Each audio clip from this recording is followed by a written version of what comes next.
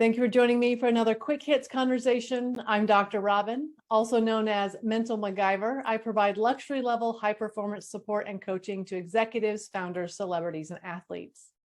With me today, I have Jim Tam. He is a principal client director with Korn Ferry's digital group, where he advises organizations on how to improve their sales effectiveness through using world-class sales methodology and technology.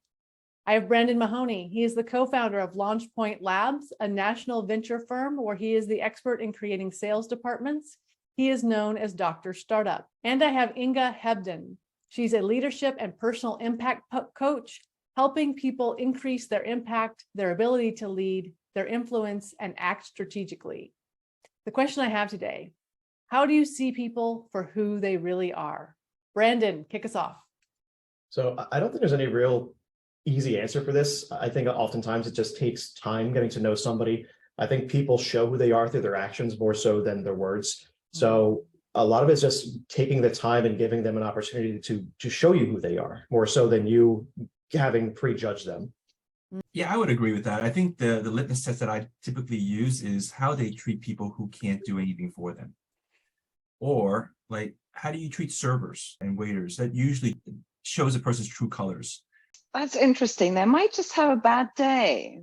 So I recently had an experience where I thought, didn't go so well. But then I gave the benefit of the doubt. And second time around, the experience with that person was a completely different one. I find it's important to have that open mindset and being able to change your own opinion about somebody, really. To me, very much is in line with you only get a chance to make one first impression. I disagree with that. I think you spend time with somebody, you have an opportunity to make multiple first impressions. Because like you said, it could just be a bad day. There's a part of you that has to be understanding of that. I think the other side of it's true too, is that you could meet someone and they could put on a really good act and you'd be like, oh, they're a great person. And then you get to know them and you're like, nope, horrible human. So I think it takes time. And the other thing for me that I've learned over time is that when someone shows you who they are, believe them. When their actions show you one thing, believe that over their words. That you made that point, Jim. Yeah, I know, 100%. I mean, obviously, it's never like just a one-time snapshot. But if you see somebody behavior-wise consistently being a jerk to people, then you kind of know. Yeah. Unfortunately, not everybody is a nice person. That's very true. I find too, if someone is talking about other people to you, like they're acting like you're super special and they're giving you private information, you can guarantee they're giving private information about you to other people. 100%. Yeah.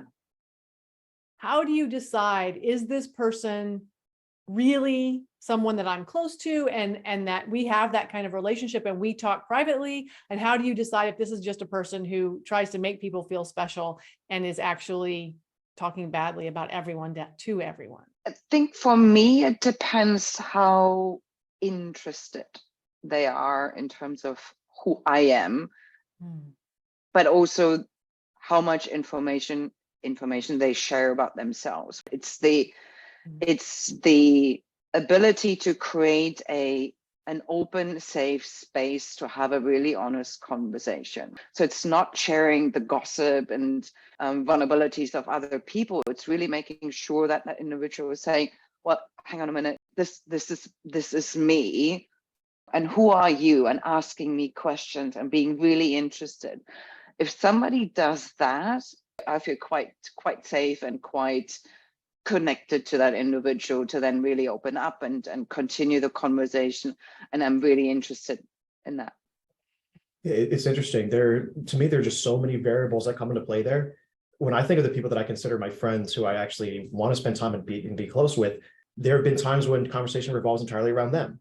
Times it revolves entirely around me. I've seen different moves of theirs. And to me, I think ultimately it's time. Time with somebody is going to ultimately reveal everything about them. But yeah, there's just so many variables.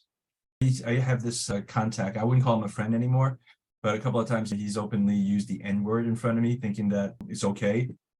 And I'm like, okay, if he's using that word, he's using a word when I'm not around to be judgment about somebody who's not like him. I'm like, oh my God, that's very revealing. Wow. Something we touched on earlier was how they act around you when other people aren't around. And if I'm with a group of friends and somebody happens to leave early and somebody tries to turn the conversation about speaking negatively about that person who is a friend when they're around, that to me is a big sign. Because I know as soon as I leave the room, I'm now the topic of conversation. And if I'm being spoken about poorly with people who are supposed to be my friends, obviously not my friends. I think what we're saying is if you really want to know someone, you have to pay attention to the way they behave and how they treat other people who aren't there. I think that's what I'm hearing. It's like any relationship. You have to be open to the risk that you might get hurt. And so you have to be open to giving them a chance. Yeah. How do you decide if the person, like I hear you say, give a chance, Brandon. How do you decide when it's been enough chances?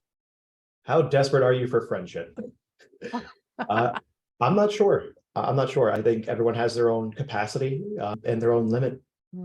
I think also whether you actually think this person is just ignorant or whether this person's a bad person. So if he's or she's ignorant, then maybe perhaps there's a coaching moment that they don't know. And then you might, if you really feel like this person could benefit from the advice, then you help them. Otherwise, you just walk away, because I have enough friends.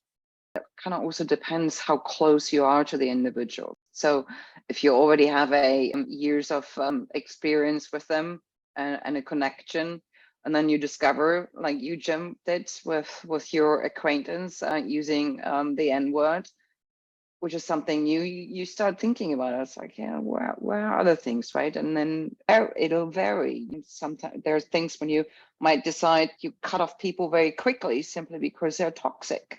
Others, there's a coaching moment, or it's a gradual thing, and at some point it just kind of takes time to walk away.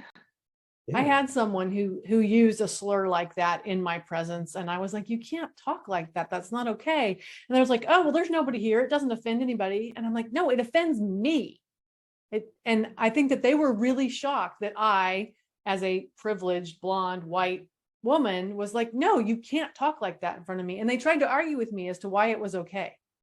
Wow. Ooh. Yeah, I'm not sure there is a coaching moment in there.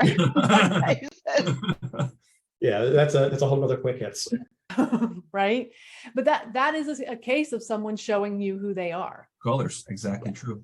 Yep. And you have to believe that. And I think that has been the hardest thing for me, is not giving someone a pass and being, oh, they're just having a bad day, over and over and over, and being willing to recognize, no, that's who they actually are. Yeah. And I'm a really big fan of allyship, right? So if you hear somebody doing the wrong thing, even though it doesn't offend you personally, you got to step in and say, that's not right.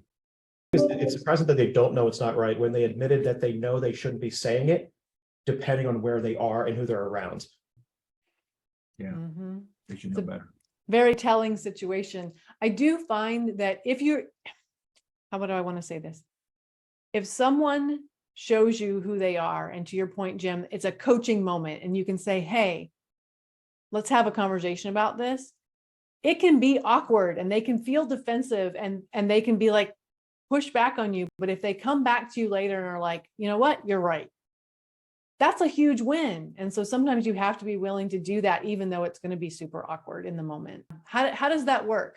I don't know if there's a formula to say this is how it's tough. You just need to let them know that there's a lot of people that are offended by what you say or what you do, and you're not supposed to talk to the server that way. And whatever it is, it's like they have feelings too.